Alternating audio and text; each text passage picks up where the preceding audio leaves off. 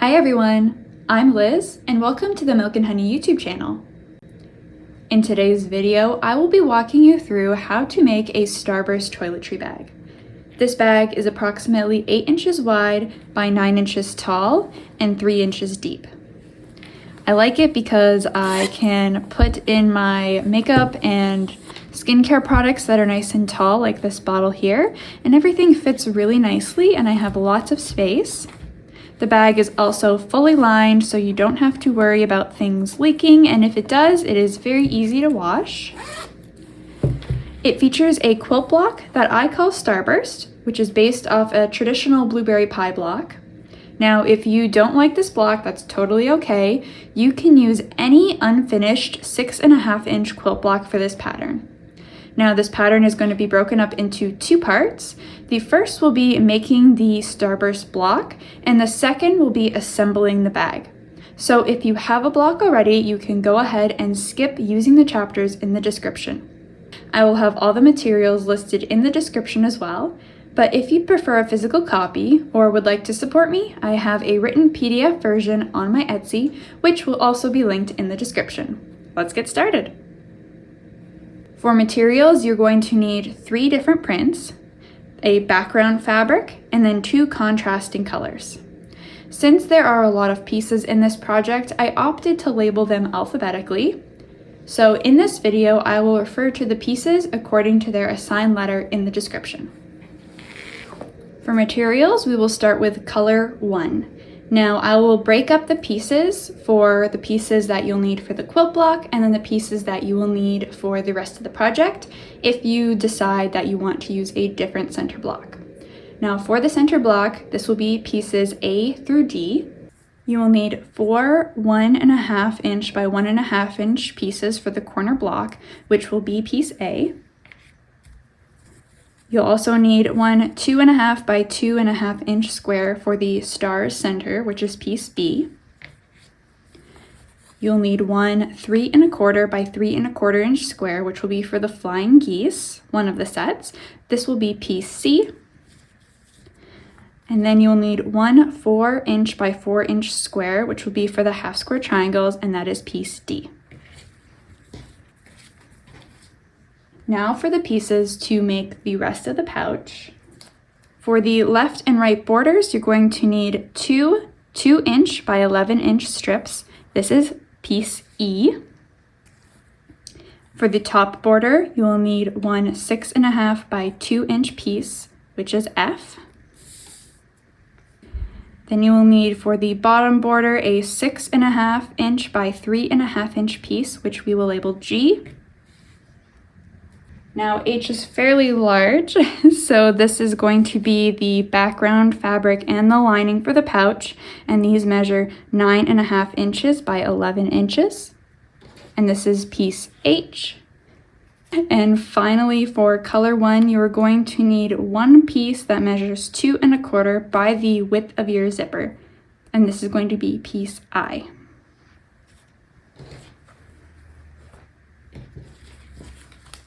For color 2, there are 3 cuts. These are all for the quilt block, so if you already have your block, you can disregard colors 2 and 3.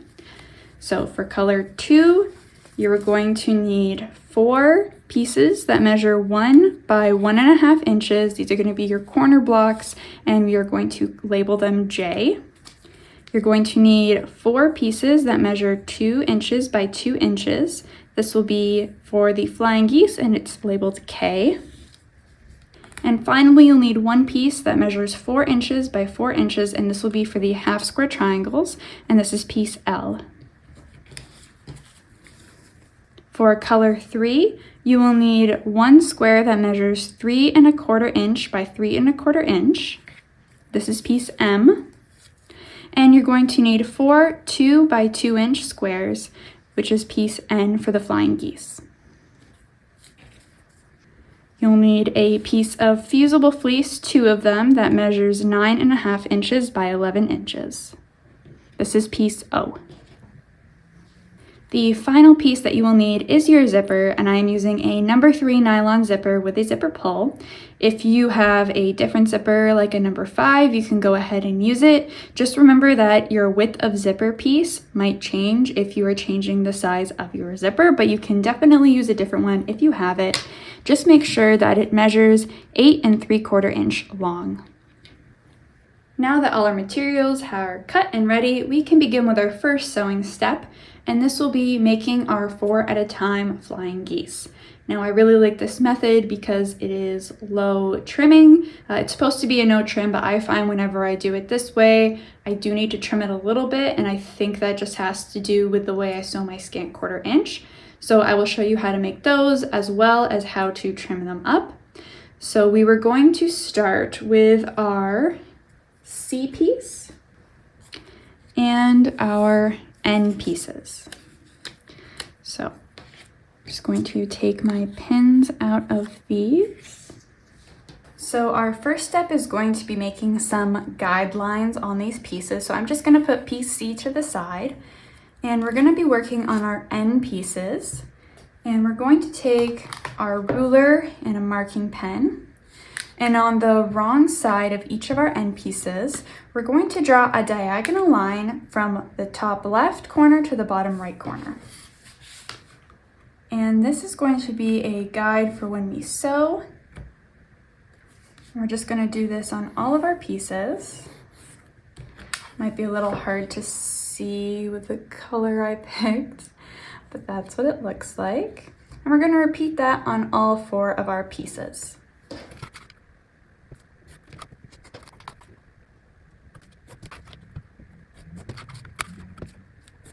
Alright, now that all of these are marked, like that, we're going to take our C piece along with 2 of our marked end squares, and we're going to place them so the right side is facing the right side of our C piece.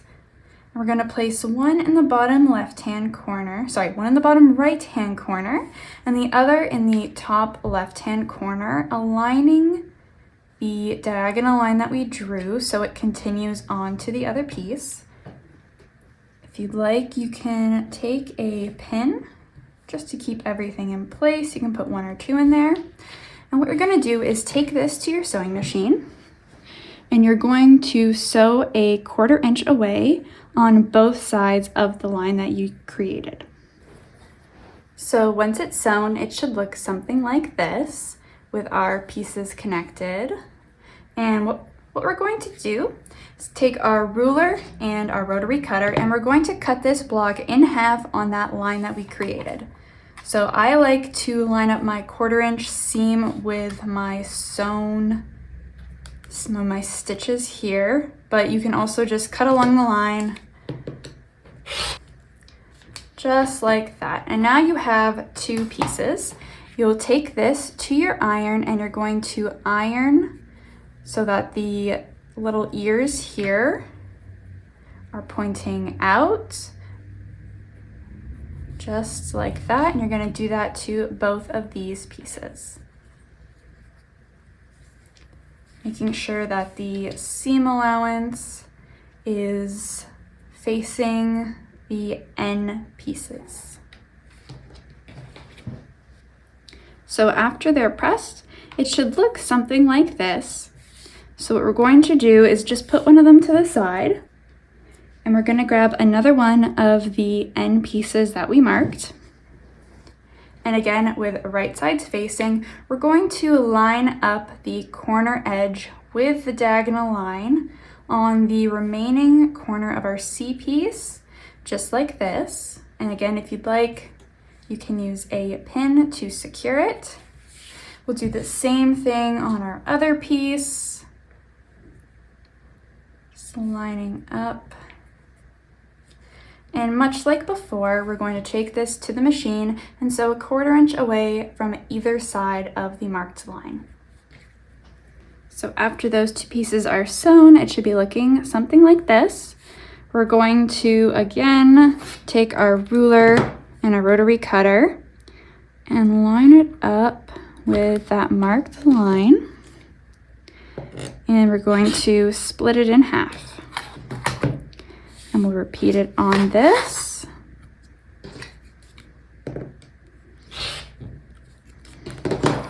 And then we're gonna take these and iron out these little ears again to piece N, and they should look something like this. So we're gonna repeat that on the rest of these.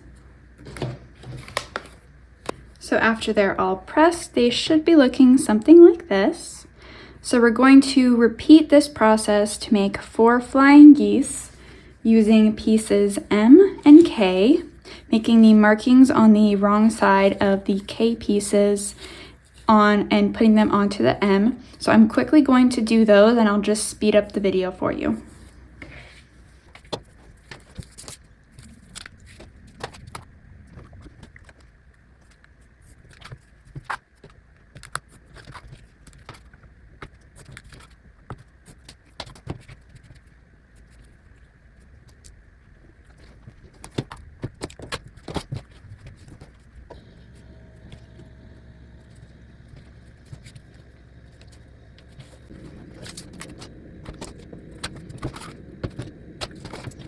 So after they are sewn, they are going to look something like this. And these are the KM blocks. And then these are our CN blocks. So now we're going to just make sure that these are all squared up. So when they are finished, they should measure 2.5 inches tall by 1.5 inches wide. So I'm just going to take my ruler, and I can see, let's check this way, that it is dead on measuring 2.5 inches wide, but it is not measuring 1.5 inches. It's measuring almost 1 3/4 inches wide. So the thing you need to note about trimming flying geese, especially with the no trim method, is the most important part that you need to keep consistent is the side where the point is here. Because when you're sewing a 1/4 inch seam, and if you want this point to be nice and sharp, let me just grab my sample. If you want it to be nice and sharp, because these are the blocks we're making, if you want it nice and sharp, you need to make sure this side here, it's exactly 1/4 inch away from that intersection. So that's what we're gonna make sure, and that's what we're going to do. So we're going to take our ruler and we're going to find our 1.5 inch line, and we're going to line it up with the edge of the block here and making sure that the point is closest to the edge of our ruler. And we're also just going to make sure that we're not going to change, that we're not we don't have the bottom on an angle either, because we want it to be nice and straight. And then if you even notice here, I'm at 1.5 inches on the line, and my 1/4 inch line is going right through the point, and that's what we want to see. So I'm just gonna take my rotary cutter and trim off that edge there. And because I know that my 2 sides are fine, I'm just gonna go ahead and trim these. And these we like to call dog ears. So I'm just gonna take my scissors and trim that there and there. Now this block is trimmed and it is ready to go to make our flying geese blocks for the final block. So I'm just gonna go ahead and quickly trim the rest of these off camera and then meet you back here to put these together to make that block. So now that everything is trimmed up, we should have 4 trimmed NC blocks and 4 trimmed KM blocks. So what we're going to do is sew these together. So we're going to lay out our our N and C block so that the C, or the fabric 1, is facing out, just like this. We'll do that to all of them just so we can keep everything nice and organized. And then for the KM blocks, you're just going to rotate them so that the colors match up like this. And you're going to take this to your machine. You're going to flip the pieces so that they are right sides together. I guess you can do it like this too. And they're going to sew a 1/4 inch seam allowance for all 4 of these pieces to make our flying geese blocks. So I will quickly do that, and then I will come back and show you what it looks like and also show you how to press them. So after all of them are sewn, we can open them up, and I like to iron my seams open for this block. It naturally wants to iron this way, but I like to iron it open. It just reduces bulk a little bit more in the next steps. But honestly, you can iron this however you would like to, but I recommend ironing it this way. So if you can, that's great. But if you don't like doing it that way, totally fine. Just do what works best for you. So I am going to go and iron all of these, and then we can move on to making our half square triangles. So to make our half square triangles, I'm going to show you the 8 at a time method. And the way I do it, it's a little bit different from how other people have done it. So if you want to do it a different way, that's totally okay. But the way I do it just helps prevent any warping in the fabric, especially because we're working with pieces that are very small. So we're going to need our D piece and our L piece. We're just going to take our markers off of them because we don't need them anymore. And what we're going to do is place them so the right sides are facing together and all of the edges line up. And I'm going to actually put my markings on the other side just because mine is lighter for the D piece, so it'll be easier to see. So what we're going to do is we're going to mark the center of each side of the square. So this is a 4-inch square, so I'm just going to go ahead and mark 2 inches here, and then rotate it, mark again 2 inches. Repeat it on all 4 sides. And now I'm going to connect these to draw a diamond or another square inside of the fabric. So just like this. Rotate the fabric. Make sure our markings intersect just like this. And if you've done the way where you draw an X in the middle of your fabric, that is very similar to this method. But with that one, because you end up cutting the fabric on a bias, the fabric can move around a little bit, and we don't want that to happen. So again, that's one reason why I like this method. So what we're going to do, I just put a pin in there to keep the fabric from moving around. We're going to take this to the machine and we're going to sew a 1/4 inch away on either side of the lines that we drew. So after it is sewn, it should be looking something like this. I just went ahead and quickly just gave it a press just to set my seams, and now we can cut this. So much like with the X method, we are going to start by cutting it in half vertically and horizontally. And again, because we know this block is 4 inches, I just measure at the 2-inch, whoops, there we go. And then we will rotate this and cut it in half once again.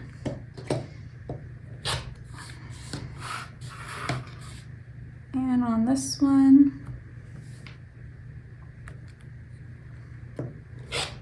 now we should have 4 pieces, all with lines running through them. So we can rotate them and then cut them in half on those marked lines. And it will create one half square triangle. So we're just going to cut the rest of these.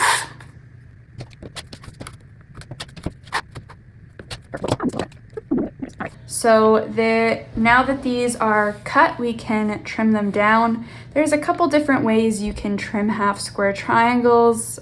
Some people trim them when they are still closed. So we want these to be 1.5 inches square. So I'll show you both ways. So the first way, you would take your ruler and you would locate, okay, 1.5 inches. So you would line up your two seams. Let me get closer to the camera here. See our 1/2 inch there. So we would line up the seam on both sides. So it'd be hitting 1.5 inches on both sides, and then we would trim here and here. So I'll do that quickly and show you.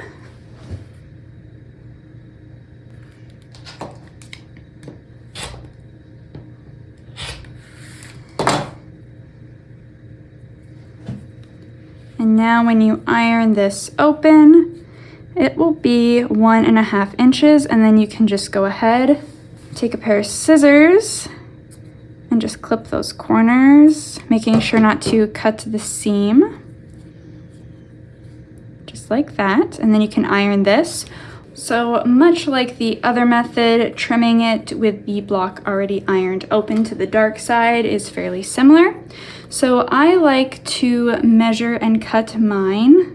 So we're cutting these again at 1.5 inches. So I like to measure it on my first cut a little bit larger than my final size. And that's just to give me a little bit of wiggle room in my final cut.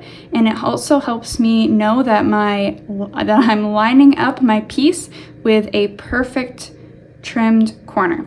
So I'll show you what this would look like.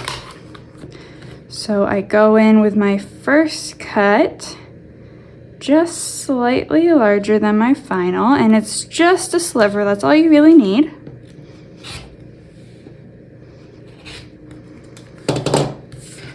And then I rotate the piece, so I know now that this is a perfect 90-degree corner. And then I line that up exactly with my 1.5 inch markings.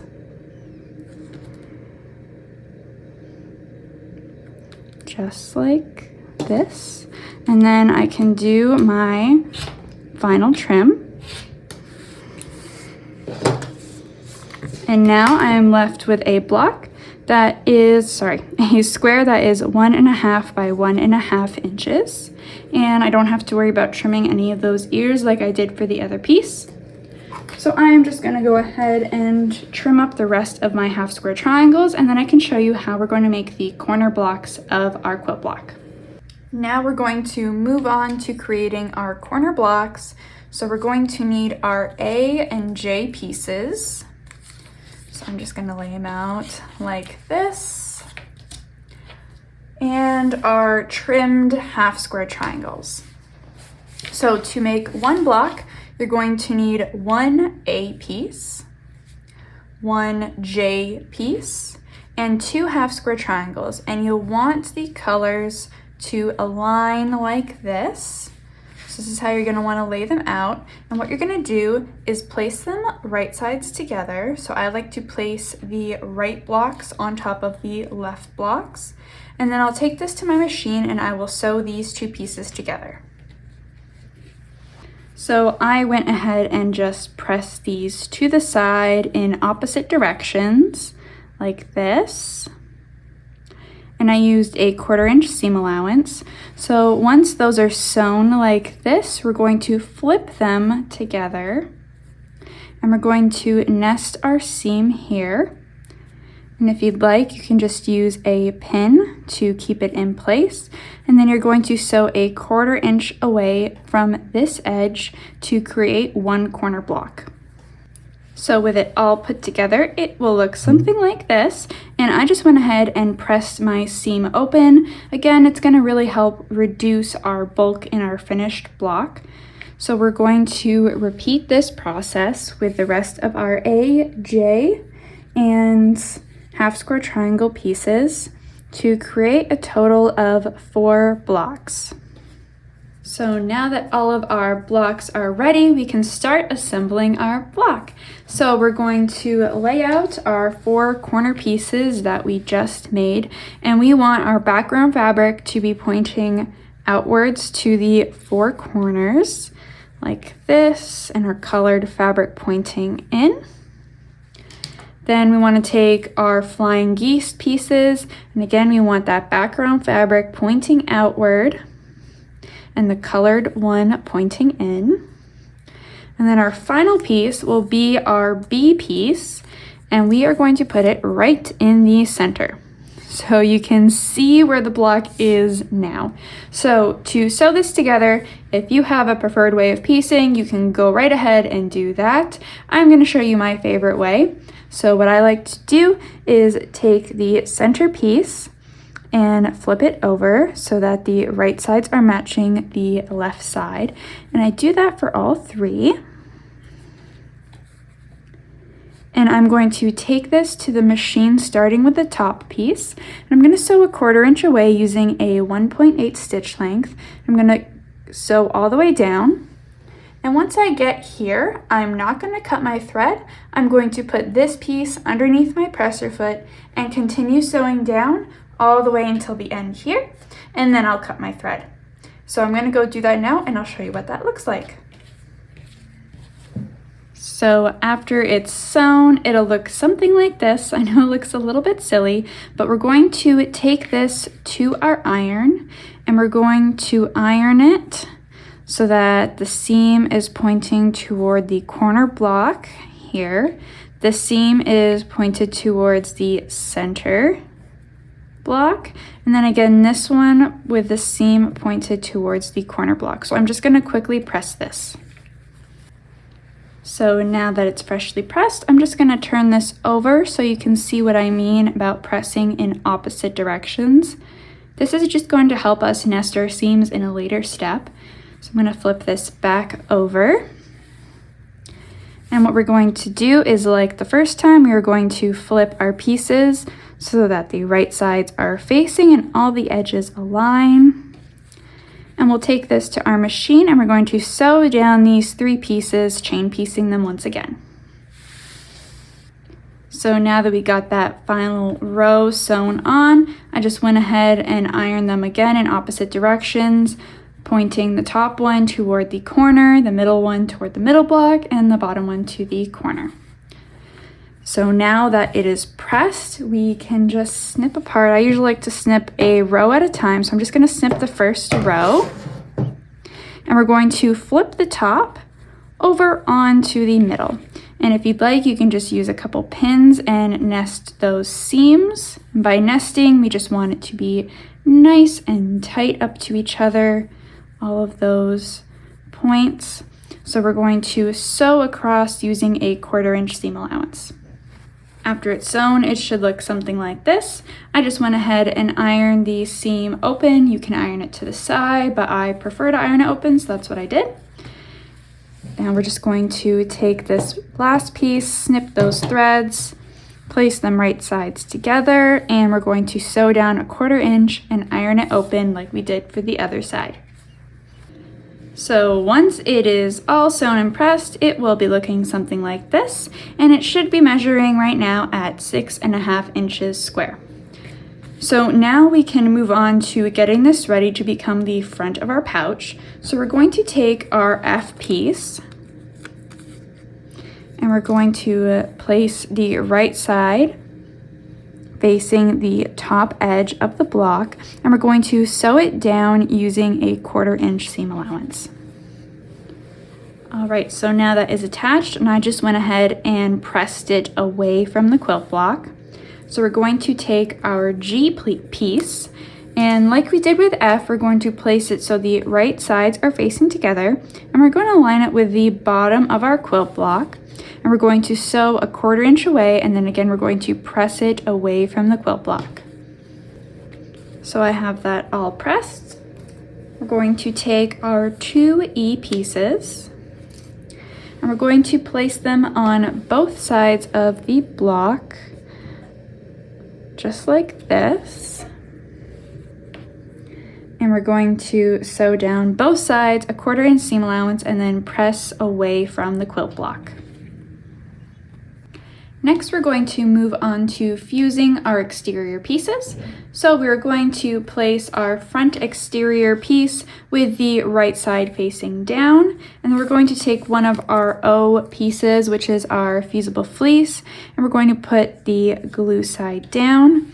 We're going to follow the manufacturer's instructions. So I just flipped it over here so that the good side is facing up, because that's how this one is fused. So again, the glue side is facing the wrong side of the exterior piece. So we're going to fuse these two together, and then we're going to repeat this with one of our H pieces and the remaining piece of fusible. So now that it's fused, we can move on to quilting our exterior pieces. So I just went ahead and created some quilting lines. I did 45-degree lines about 1 inch apart, which is what I did on my sample here, and I really like how it came out. So I am going to do the same thing here. So I am going to quilt my front and back pieces. So now my front and back pieces have been quilted. So we're going to put these aside, and we're going to change gears a little bit. We're going to grab our zipper with our zipper pull attached, and our final piece, which is the I piece. And this is our zipper tab. Let me just grab it here. So how we're going to attach it, first we need to identify which side of the zipper the tab has to go on. So I like to look at my zipper pull like it is an arrow. So where the point of the zipper is where the zipper will open to. So we're just gonna go ahead and open that side up. That way we don't get confused as to what side the tab needs to go on, because the other side we're going to be curving. So we're going to take our piece of fabric with the right side facing up. We're going to align it with the raw edge of the zipper like this. So I'm just going to turn it around so you can see. So you're going to take this to your machine, and you're going to sew a 1/2 inch away from the raw edge. Once it's sewn, it should look something like this. I ran into a little issue with my zipper, so don't mind the messiness. So what you're going to do is you're going to take the fabric and wrap it around to the front. You're going to fold it in half so that the raw edge meets up with the raw edge of the zipper like this. And then you're going to fold it one last time to encase the whole end of the zipper. So you're going to sew you're going to sew an edge stitch very close to the edge of the fabric to keep this in place. And just here is the example of my other one. I just sewed nice and close just to secure it in place. So now we're going to attach the zipper onto our pouch, and we'll start with the front piece. So we are going to need our zipper, the front panel, our ruler and marking pen. So we're going to take our marking pen. We're going to make 2 marks on the top edge of the pouch. And again, the top edge is where the smaller portion of the fabric will be. So this was a 3-inch piece that we sewed on, and this was a 2-inch one. So we're going to be attaching the zipper to this smaller side. So we're going to take our ruler. We're going to measure 1/2 inch from the 11-inch sides on the 9.5-inch edge. So 1 mark there and another mark here, and it should be in 1/2 inch. So now that our markings are made, we can attach the zipper. So we want our zipper to be teeth side down, and working on the front panel, we want our curve to be on the left side. So we're going to rotate our zipper, and we're only going to be working with the right side of the zipper tape that is open. I like to use quilting clips for this because it's a little bit easier for me. So you're going to take your zipper, teeth side down, and you're going to line the teeth up with the marking that you made, making sure that the raw edge of the pouch is aligned up with the raw edge of the zipper. So you're going to clip that in place. You're just going to sew a couple stitches to secure it right there. Now that that stitch is made there, we're going to attach the zipper tab end to the pouch. So we're going to line up the edge of the tab with the marking that we made, just like this. And we'll clip it in place and we'll sew a couple stitches there. And then while we're at the machine too, we can sew this side down. So we're going to lay the tape so it is flat coming from this side all the way across, and naturally the zipper is going to want to make a little fold in it, and that's what we want. So if we lay it down nice and flat, see it makes this little fold here. And you can take another quilting clip and clip that in place. So start by sewing this down here a couple stitches, then you can sew a couple stitches here, and then you're going to sew a stitch all the way across to secure it in place. If you'd like, you can do a basting stitch for this. I find that it doesn't really matter for me if I use a basting stitch or not, but just make sure that you use a zipper foot and that you're about 1/4 of an inch away from the edge.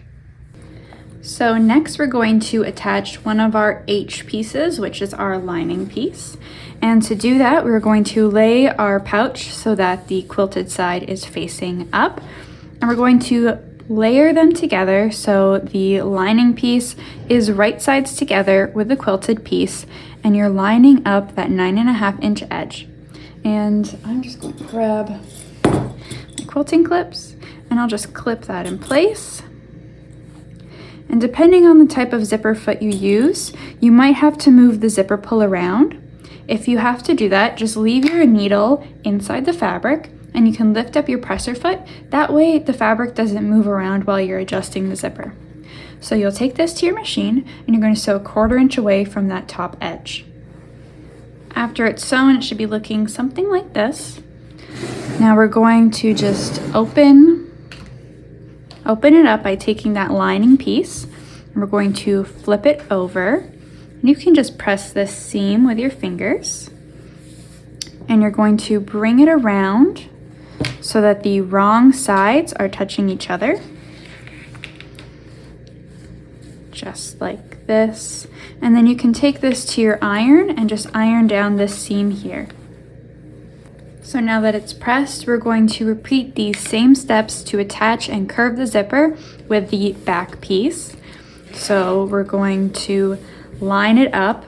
The only difference is now the curve is going to be on the right side. So we'll flip it over, rotate the zipper, and we'll do our stitches here and here. And we'll sew it all the way across, curving that zipper on the right side. And much like before, once the zipper is attached and curved, we're going to take our final H piece, layer it so the right sides are facing, and we're going to sew across the top edge, which is the short edge.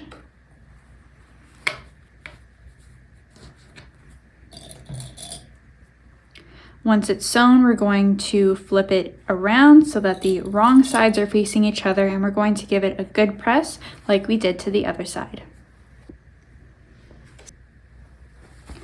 After sewing our top stitches, we can now attach the pouch together. So what we'll do is we're going to take our 2 exterior pieces, and we're going to face them right sides together, aligning all of the raw edges. And I'm just going to use my quilting clips to keep everything in place. And we'll align these sides as well. And when you get to the part here where the seam is, you'll want to pinch them together, and you can line up these seams here. And this zipper tab here should be facing towards the lining. So you can just put a clip there. I'll just flip it over and do the same thing. And this side has no tab. So what you'll want to do is just unzip the pouch halfway. And when you face the lining back out, it should lay nice and flat. And you can match these side seams like so. And I don't always use clips when I keep my lining pieces together, but I will right now. So what we're going to do is we're going to sew around the perimeter, but we're going to have to leave an opening so we can turn the bag inside out once we're done. So we're going to start at the lining. We're going to do a little back stitch. So all the way around the perimeter, back to the lining, and then sew another back stitch here. So we'll take this to our machine. We're going to be sewing 1/4 inch away from the edge. Now we can continue with boxing the corners. So we're going to take our pouch that we just sewed around the perimeter of, and we're going to make our markings on the corners. So we're going to measure and mark 1.5 inches from the sewn line. So what that means, and I will just mark this one and then bring it up closer for you.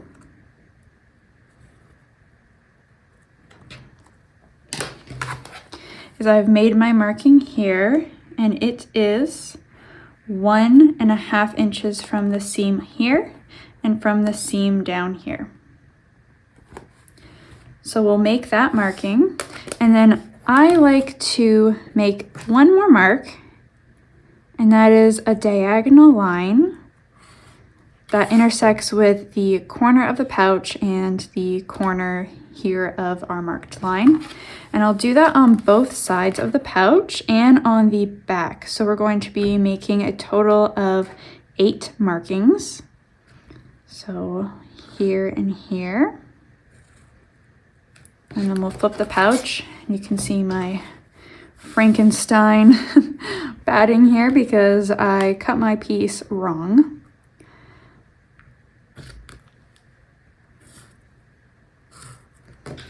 And again on a diagonal, which